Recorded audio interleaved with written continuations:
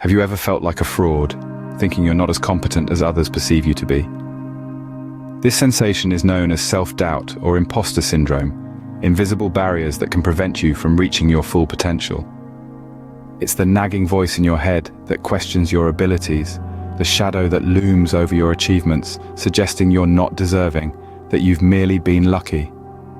Self-doubt and imposter syndrome are more common than you might think and can affect anyone, regardless of their success. From students to CEOs, many grapple with these feelings, silently questioning their worthiness. These invisible shackles can limit our growth, hinder our performance, and even sabotage our happiness. They can make us feel isolated, as though we're the only ones harboring these doubts. But here's the thing, you're not alone in this struggle. And the good news? But what if I told you there's a way to overcome these feelings of self-doubt and imposter syndrome? Acknowledgement is the first step towards overcoming these feelings that hold you back. It's essential to recognize that self-doubt and imposter syndrome are not just fleeting feelings. They are real, tangible issues that many of us grapple with daily. They can seep into every corner of our lives, affecting our performance, relationships, and overall well-being.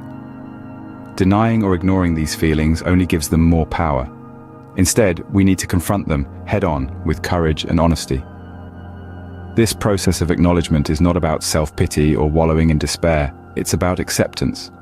Acceptance of our feelings, our fears, and our perceived inadequacies. By accepting these emotions as a part of our experience, we can begin to understand them better. We can delve deeper into their roots, their triggers, and their impact on our lives.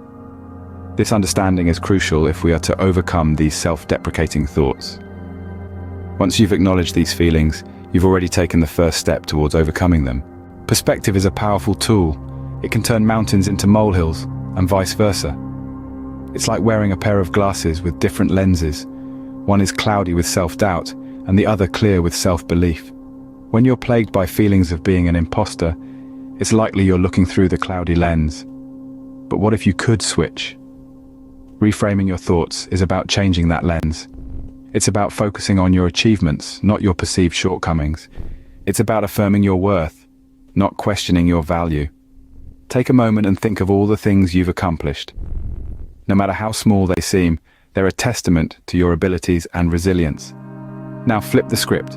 Instead of saying, "I don't belong here," say, "I've earned my place here." Instead of thinking, "I can't do this," tell yourself, "I'm capable and I'm learning."